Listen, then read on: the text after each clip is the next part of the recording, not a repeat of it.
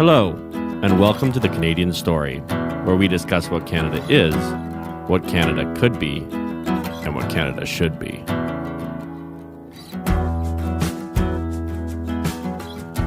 Hello, everyone, and welcome to the Canadian Story. I know I say this all the time, how excited I am for episodes, and you're probably getting tired of that, but honestly, this man is a man who has believed in me since I was literally in university, who was the first person to introduce me to a former prime minister and actually brought me into a room with three other people and that prime minister, who was Brian Mulroney. He is one of my favorite people in the world. I know he's one of people's favorite people. And his name is Arthur Milnes. Welcome, Arthur. Hey, you're too kind. One of my heroes, Lyndon Johnson, once got a introduction like that. And Johnson goes up to the podium and he says, thank you for that great introduction. That was so good that my father would have enjoyed it. but my mother, she would have believed it. Well, Arthur and I worked in Stephen Harpers' Prime Minister's office together. Arthur was a speechwriter, and I was the regional organizer for the Prairies. And Arthur and I were two of the only smokers. So we spent a lot of time just talking about life. And I know that smoking is, something that society kind of looks down on, but it definitely bonded Arthur and I in a deep and meaningful way. We'd already been friends, but I think that was kind of what made it lifelong friendship. Well, you're pitching it the wrong way, David. It's did you learn nothing in politics? We weren't smoking. We were supporting Canadian agriculture.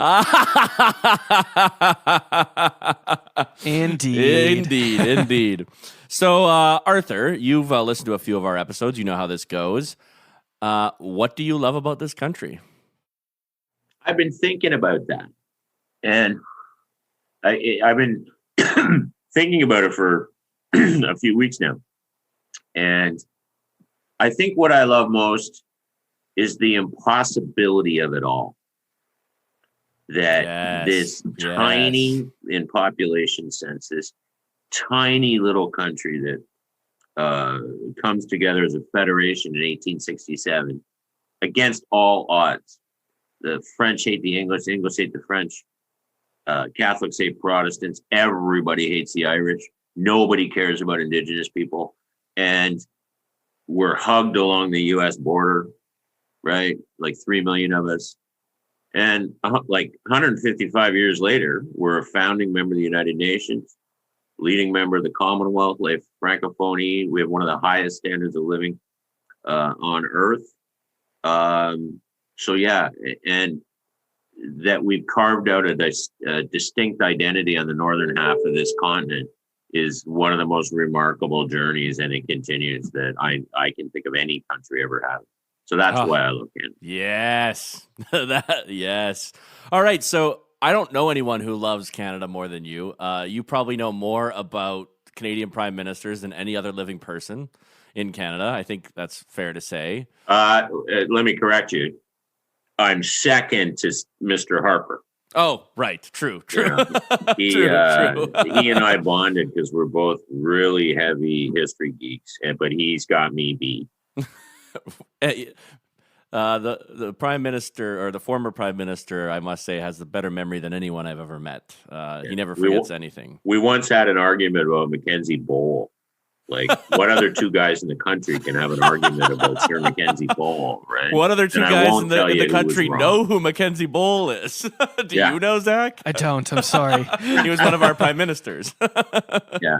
And I'm probably the only one, I won't say who the client was, but I once wrote a 45-minute long barn-burning defense of Sir Mackenzie Bowl for a politician's speech in Belleville, Mackenzie Bowl's hometown. God, I'm proud of that baby. Oh man. So why don't you talk about what it's like to be a speechwriter for a prime minister when you spent your whole life studying prime ministers, talking to prime ministers? You obviously, for those who don't know, Arthur was one of the collaborators with Mulroney on his autobiography. So you have literally had intimate friendships with a number of Canada's prime ministers, both conservative and liberal. But what was it like working for one while he was sitting?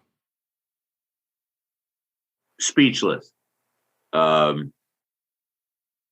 Which is something to say for a speechwriter. Yeah, exactly right. Well, some of my colleagues would argue I was speechless quite a lot when I wrote. But what I tell young people is I tell them I don't care what party they get involved in. Get involved, because through luck, happenstance, you never know, you can end up in lodgement block. And there is no feeling that I've ever experienced outside of family and my marriage that comes close to walking into lodgement block. Yep. In your own small way, you're serving your country, and you're serving it at the highest level. And I used to, I probably told you this at the time, David, I used to feel sorry for the young people in the sense that you told me that a lot. You're like, yeah. I feel so sorry for you. You've peaked. What comes after this? Exactly. I mean, I was in my late 40s and early 50s, and I know how I felt. And I just worried about all the young people. What are they going to do next? Once so anyway, and I also used to tell people that the moment you lose that feeling, and that's understandable, it's tiring and money's not good, all those things. The moment you lose that feeling, then leave. Yes. Right? Someone else deserves to have that opportunity. You're not doing anybody any favors anymore. Yeah. Right? Yeah. And so what was it like for me? I was, to be honest, I was quite shocked how often I would see the Prime Minister. Yeah. Well, you got to see him more than most. Well, I actually thought, I remember my first day, the director of speechwriting, I had to meet him, and, we did some paperwork and all that stuff. And then he said, okay, we're going to go down and see the PM, and I went, oh, right. Oh, I guess we do that now. Yeah. And he kind of looked at me and said, well, you have to meet the PM, right? And I said, well, yeah, I just figured I'd maybe see him at a Christmas party. Right. Well, I remember, yeah. So I remember the first time I'd met him multiple times, obviously, as you know, I'd been following him since I was 14. And I mean, it was the greatest honor of my life. I think it will probably be the greatest honor of my life, always, to serve under him. But getting to walk into his office, and obviously I'm nervous, so nervous, like sweating bullets, like you're meeting your hero. And not only are you meeting your hero because you've already met him, but you're saying, hello, I work for you now. Yeah. And looking back on it now, I wish I could have been like, be more confident, T. Like, nobody likes someone who's scared, but I'll never forget, like, just shaking his hand and him saying, welcome. Yeah, for me, I still get a tingle when I think of, if I wanted to run a quote by him, or just felt like shooting a shit about dead prime ministers. I'd go down and ask his EA, PM got a few minutes, and they'd say yes. And I'm like, okay, well, you do that to Art Milnes once, so you're going to keep doing it. Right? And I found him a remarkable man. What I tell people, which nobody will believe me, I found him to have a completely open door policy. Here was the catch. You better know your brief. Yeah. Because he knew it better than you. Yeah. And, but I've had some health challenges since I worked there, and he and his entire family have been in my corner, and they've given me support that they don't have to do and didn't. And I feel so privileged and honored to have worked for Mr. Harper and to still be in contact with him today. He's a very special man. And so to go back to your original question, I just found it remarkable. What's it like to be a speechwriter? Well, it's like being a newspaper reporter. Yeah. You get an assignment and you're let loose in the federal government, right? And it's, again, just like being a reporter. So you have to find stuff out. And the difference from being a reporter is that when you're calling from the switchboard, Prime Minister's switchboard, everybody has to return your call. Yeah, exactly, right? Exactly. But just like being a reporter, doesn't mean they want to give you anything. Yeah, exactly. And the other thing was everybody wanted their stuff. Yes. And their words. And sometimes it was just so see-through. Right? Yeah. Yeah. And but anyway, yeah. So and then the most fun but difficult part was when you thought you had a good draft. Remember, I used to read some to you. Yes, I remember. Yeah, many of them. You would then go into a meeting with your fellow speechwriters. Right. And they are ruthless people. Boom. Then you read it out loud. And oh boy. If you have a lot of pride and a thick skin or a thin skin, don't become a speechwriter of the Prime Minister of Canada. No. So, and then I found by the time Stephen Harper got to the podium, 85, 95% of it was his. Like he had been a speechwriter, right? Yes, so, yes. You're not getting anything past him. And I started to view myself more as I've never found the proper phrase, but speech prompter. Right. You're basically, you're just giving him outline and then he fills it in basically. Yeah. And what I liked about not just speech writing, but I liked about the entire Prime Minister's office under Mr. Harper was nobody was a media, what? Yeah. Yeah. No, like, none of them. Other PMOs have been all about me.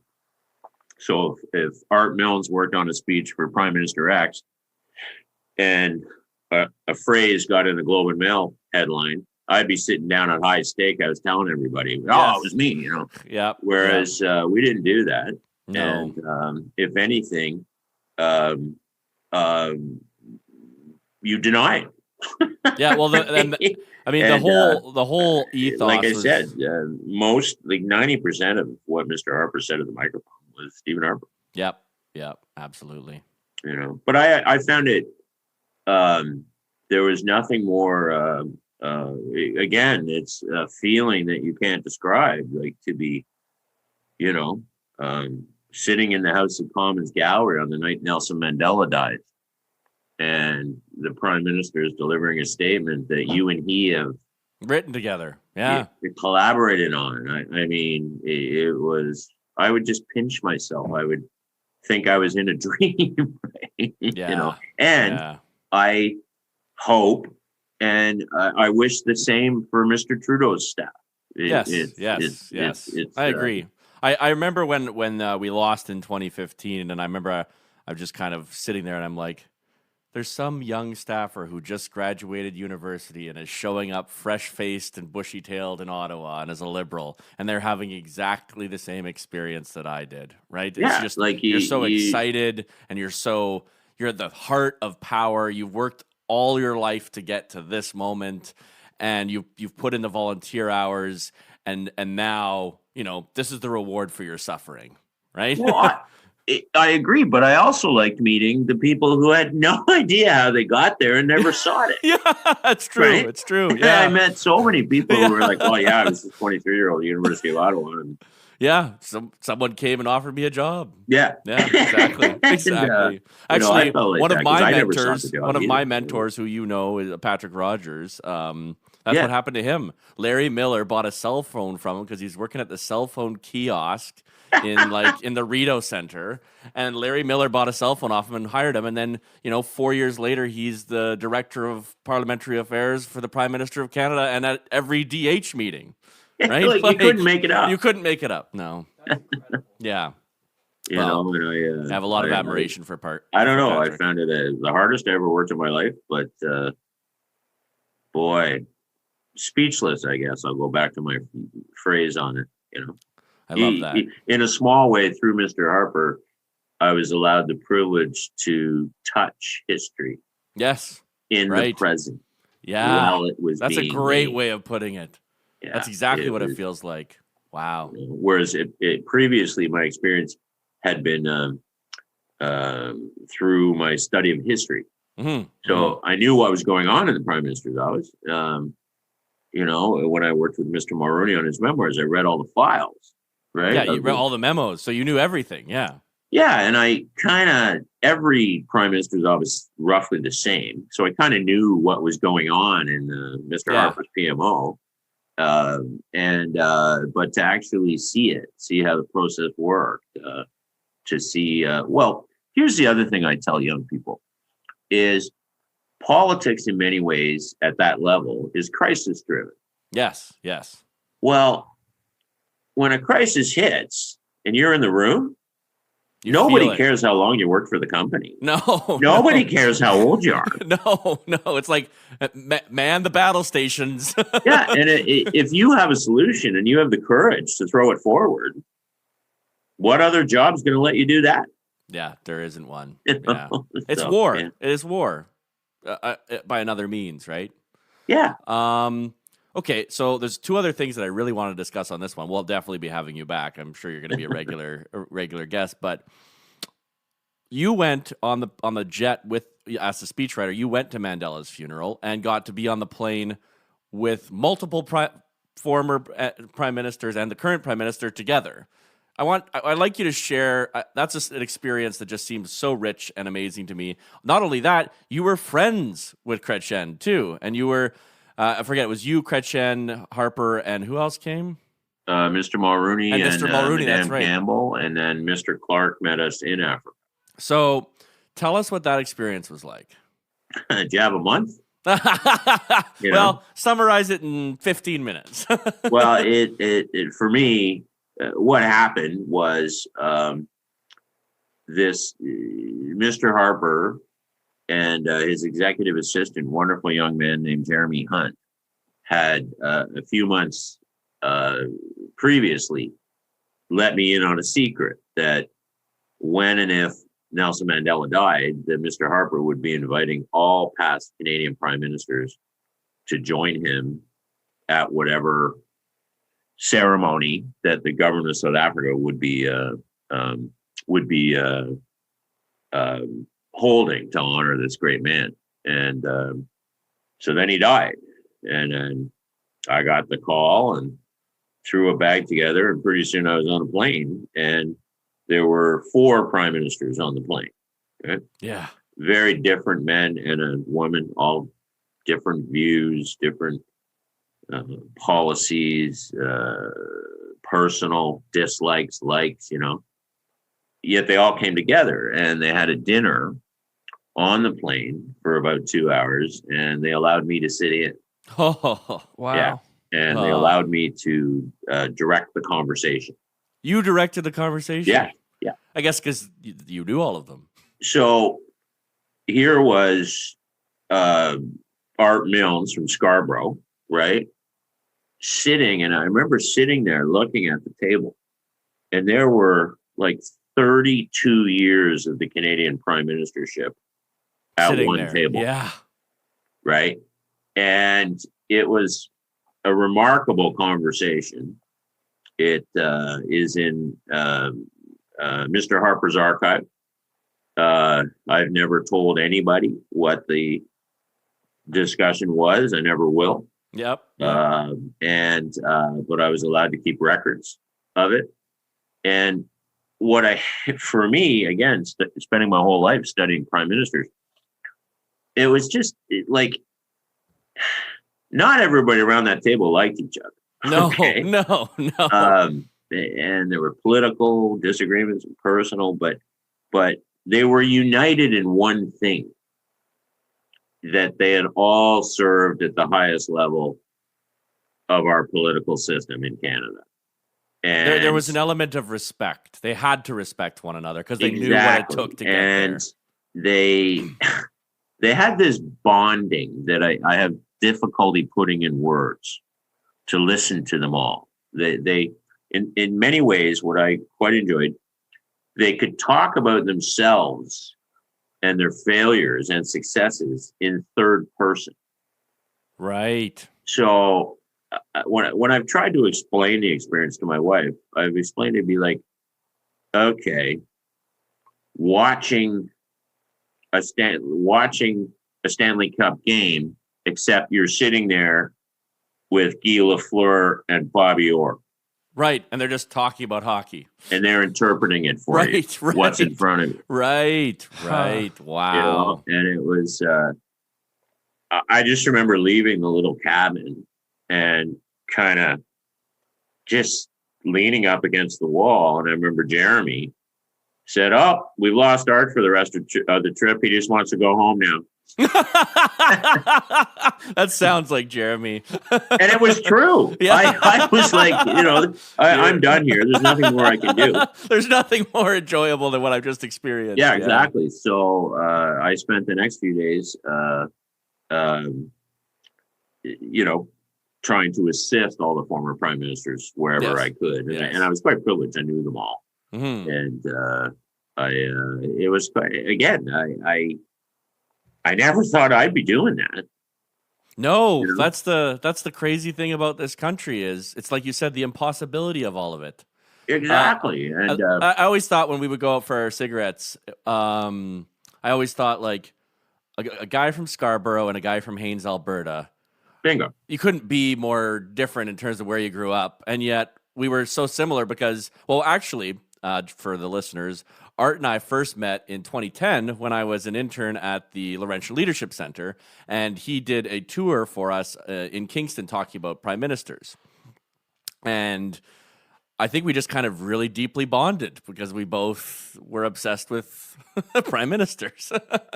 How did it happen that I can't remember, David? How did it get arranged that I took you down to see Mr. Mulrooney? So actually, then I chose Mulrooney because the Laurentian Leadership Center has we had Dr. Buckingham on, has a class on prime ministers, and everyone picks a prime minister and then does a presentation on them. And so when I picked Mulrooney, I emailed Arthur and I said, "Hey, would you mind giving me some materials and stuff on Mulrooney, and maybe I can, maybe you can I could do an interview with you for my presentation." And Arthur's like, "I'll do you one better. Why don't you come meet him?" Oh man. Well, I what I learned, and in many ways it was from my experiences in life, was a lot of people older than me when I was a teenager in my 20s saw things in me that I didn't, and they gave me these breaks or these opportunities, and I walked through these doors. Sometimes I didn't even know I was walking through them. So once I figured it all out, that I decided that where I could in my limited little world, I would do the same for young people that impress me. Right? Yeah, I remember. So you were part of that, and I think there were 3 others, right?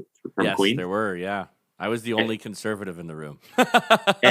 and that's the other thing, though, that people don't realize, because we're so hypercritical of our prime ministers and party leaders these days, that actually the amount of time they spend privately as former prime ministers, as sitting prime ministers, interacting with students, shock people.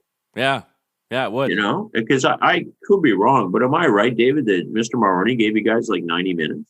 Oh, I think it was 2 hours almost. Yeah. And it was quite a remarkable thing. And I remember once going down to see Mr. Harper when he was prime minister on a Friday afternoon or something, and he was there marking a grade 5 kid's project about him.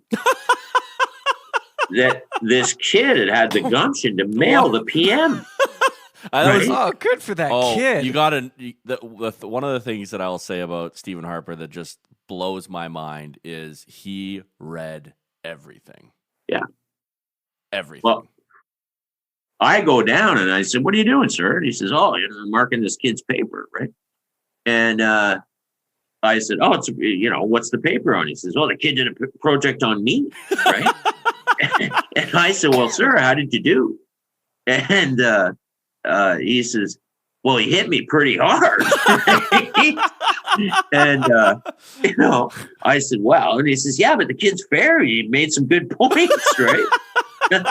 So I love that. Wow. He signed it for the young man, grade 5 student. He signed it and he wrote A+, Stephen Harper. Oh.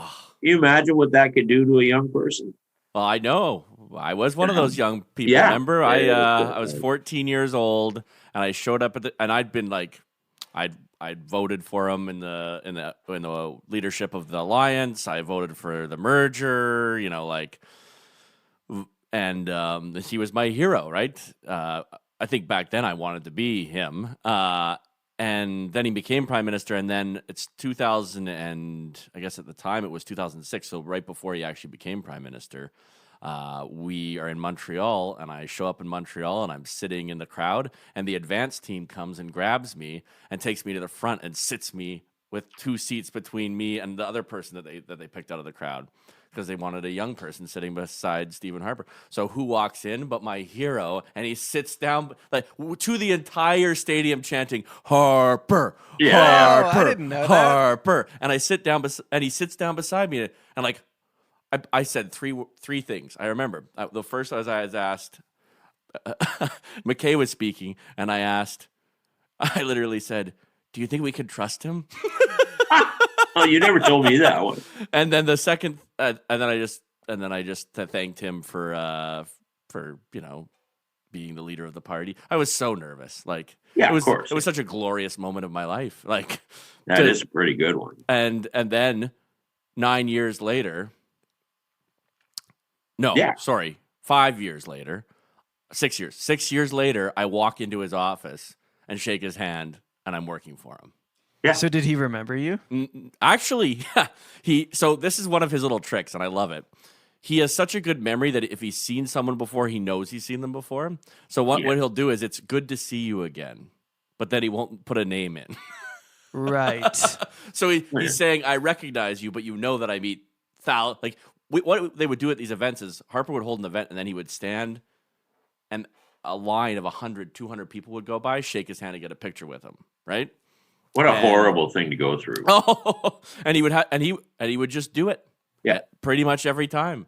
Like, that was the kind of leader he was, right? Is he knew what it meant to the people to be able to say, to put that picture up, right? Well, I've always thought as well with young people that all of our prime ministers, somebody saw something in them. Yeah. They were young, and they also, in their own ways, made their own way to these incredible, like Brian Mulroney, when he was a law student, brought the prime minister to class. Yes. And, Diefenbaker. Mr. Diefenbaker had very few, if any, contacts in Quebec. Yeah. And Brian Mulroney became his go-to guy. And, imagine this, you're in first year law or something, and the PM calls you at home one night, and you're a student apartment in Quebec City, and says, hey, Brian, I need a candidate for the Chief Justiceship of Quebec. Do you know anybody? So can you imagine being 21 years old and you put your favorite prof on the bench? That's what he did. That's so anyway, so my story. point is, all of these leaders are ambitious, and they started usually when they were young. So they respect ambition in others. Yes. And the other thing you find at that level, some people are shocked by this, is their lack of interest in partisanship. Oh, yeah. They don't care about no that interest at all. No. They have to put on a show. But Paul Martin, it would be nice if the kid's a liberal. Yeah. Like, you don't care. No. You care about the kid. Yeah, exactly. Mr. Harper's the same. Mr. Mulroney, it's quite. They're quite a special bunch. I think in my lifetime, we've been up until today, incredibly well served by our prime ministers. I disagree with policy A or policy B. I can turn on my TV. I get mad sometimes, but I start it from a fundamental respect for the office, for the men and one woman who held it, and the sacrifices they've made in their public and personal lives to serve. And that's how I start my view of politicians. Yeah. Right. Yeah. And so far with our PMs, I don't think I've been off too much. Like I said, I get mad at certain policies, but I respect what they do. Well, even though I obviously am very upset with certain policies of the current prime minister, I will say this: he is not nearly as dumb as his opponents try to make him out to be, and I have a lot of respect for his political acumen. Like, he is anybody. A master of his I learned craft. this as a reporter, and you know where I learned it? This is so funny. I've never told this story before. I was in journalism school, and I was watching former Vice President Dan Quayle, and he was being interviewed by the CBC because his memoirs had come out. Okay. Right. Yeah. Yeah. And I'm watching. It was like a 20-minute interview, on the Journal or whatever they called it back then. And I'm watching it, and I realized the reporter or the journalist wasn't taking Quayle seriously. Right. Yeah. Right. She thought she knew better than the former Vice President of the United States. Right. Well, I remember watching it. I remember turning to my girlfriend, now my wife, and saying, he's going to nail her. Yeah. Yeah. And it got to a point, she said something and he pounced. And he's sliced and diced. And the great thing about how effective he was is the journalist didn't even know it. So anybody who thinks that a prime minister or a party leader is not smart, well, ask all the people who underestimated Jean Chrétien for 40 years what it was like to go in the corner with him. Yeah, yeah. I 100% agree with you. I had the great honor of sitting with Mr. Trudeau, and not for long, but I don't know, 15, 20 minutes, when my book on Sir Wilfrid Laurier came out. And he knows his Laurier. Yeah. I had just spent 3 years studying Laurier, and you can't BS me. No. But I never expected him not to be smart. Right. No. Because even the word smart is... Yeah. Yeah. Like some of our greatest leaders have not been book smart. No, but they're all very, very good at winning. Yeah, exactly. And they're people. Yes, they're all. I mean, everyone acts like Stephen Harper wasn't a people person. He was totally a people person. Oh, I know. Yeah, and the other thing about Stephen Harper that the public doesn't know is working for him is incredibly fun because his sense of humor is he's really funny, man. Yes, he really is. And just a very dry sense of humor. Yeah, it's very like Monty Python-esque. Yes, exactly. And that way, but also a lot of most successful leaders at that level actually do have great sense of humor, because politics is so high pressure at that level that there's nothing like humor to break the moment. Yes. Right. Yes. And Mr. Mulrooney, oh my God, the stuff he'd, throw out at me. And I remember I won't go into too many details, but one day there was this screw up in the press that was completely his fault. Right. And I had, as it happened, I had to go to his house the next day and do some work with him on the memoirs. And I walked in and I said, how you doing today, sir? And he says, oh, fine. They're great, I said, I watched whatever newscast it was last night. And then he says, I'll never forget it. He said, well, Arthur, I think you know by now that true happiness means having a prime minister boss who's full of shit. Oh, yeah. He all of them. Joe Clark is a witty man. And Mr. Turner, oh my God. As you know, David, I was quite close to John Turner. And here's a quick story. Mr. Turner was here at my house one day in Kingston, and my wife brought out a picture of him and I on Parliament Hill when I was 17. Yeah. Okay. I Yeah. treasure He was the one of your picture, mentors. right? He was one of your And mentors. without batting an eye, like Mr. Turner would have been 88 or 87 or something. He looked at it and he said, "Wow, Arthur," he says, "we're both looking younger now and better," right? And then perfect stage pause. And he looked at me and he says, "Well, at least I am." Yeah, I loved old Mr. Turner. Loved him. And another big fan of John Turner's is Mr. Harpers. Yeah. Mr. Harper. He was a great orator too, actually. Oh, and the other thing, above all else, John Turner loved the House of Commons. Yes. And it's an institution that is worthy of love. A lot of people say, "Oh, I hate this place," and they're all yelling at each other.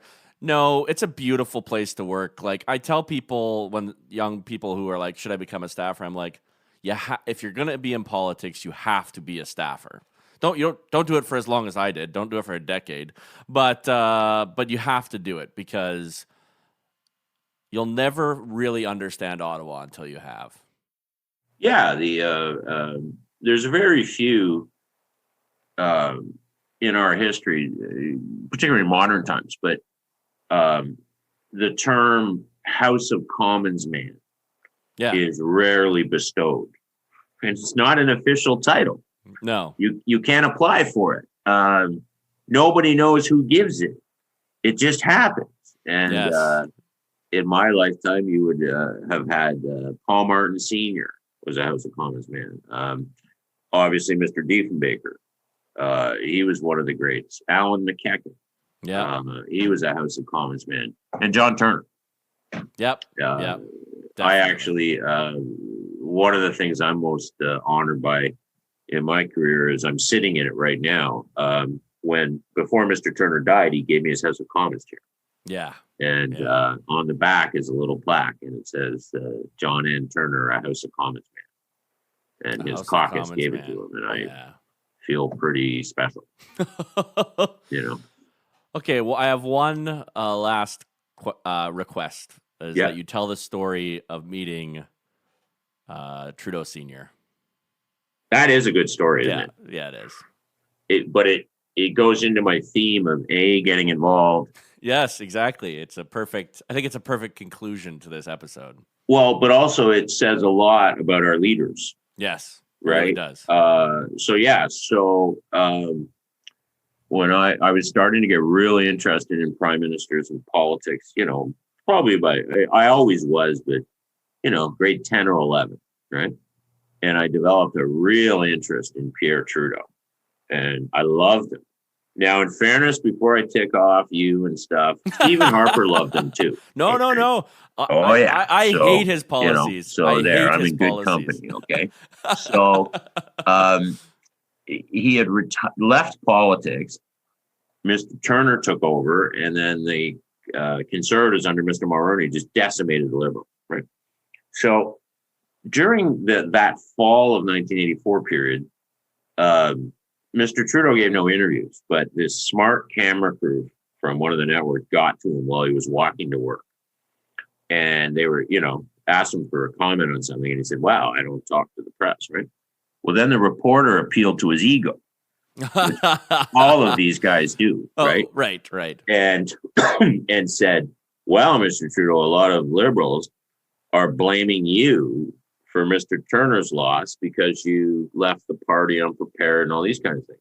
And with this twinkle in his eye, Mr. Trudeau looked at the camera and he said, "Well, I'd like to remind those Liberals, if they keep saying that Gladstone came back for his final and fourth term as prime minister when he was 83. Right? So I happened to see that. Man.